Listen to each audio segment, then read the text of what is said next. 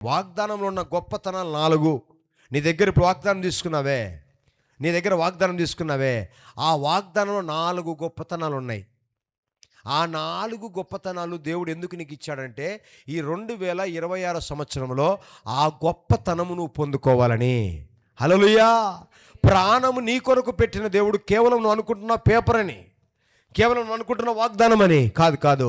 ఆ వాగ్దానములో 4 అనుభూతులు నీ ద్వారా దేవుడు చూడాలనుకుంటున్నాడు. హల్లెలూయా. మొదటిది, ఆ వాగ్దానం, నీ దగ్గర ఉన్న వాగ్దానం ఏంటో చూద్దాం.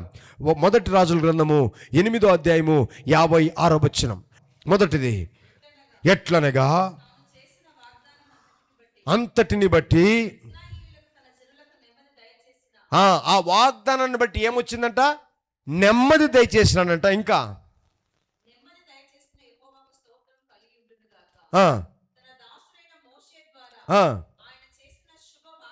అది ఆ వాగ్దానం వల్ల వారికి ఏమొచ్చిందంట? నెమ్మది. ఏమొచ్చింది? ఇప్పుడు నీ దగ్గర ఉంచుడు వాగ్దానము. ఆ వాగ్దానం ద్వారా నీకేమి రావాలా? నెమ్మది రావాలా. ఊరికి ఇంట్లో పెట్టుకుని ఆయన ఇంకా జరగలే అనకూడదు.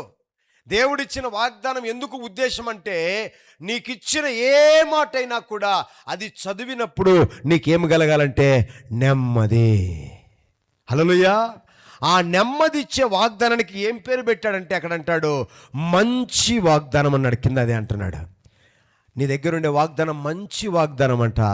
అది నీకు నెమ్మది ఇవ్వాలంట. ఇస్తా ఉందా మళ్ళీ నెమ్మది? చెప్పండి, నెమ్మది ఇస్తా ఉందా? నెమ్మది ఇవ్వాలంటే నువ్వు మోకరించి కనిపెట్టాలి. అయ్యా, ఈ మాట ఇచ్చావు, ఈ వాగ్దానం ఇచ్చావు, వాగ్దానం చేసిన దేవుడు నమ్మదగిన వాడన్నావు, నా కొరకు ప్రాణం పెట్టావు, అయ్యా నీవిచ్చిన మాటను బట్టి ఇది నా జీవితంలో జరిగించయ్యా అని నువ్వు అడిగితే పదే నీకు మొదట కలిగేది ఏంటంటే నెమ్మది.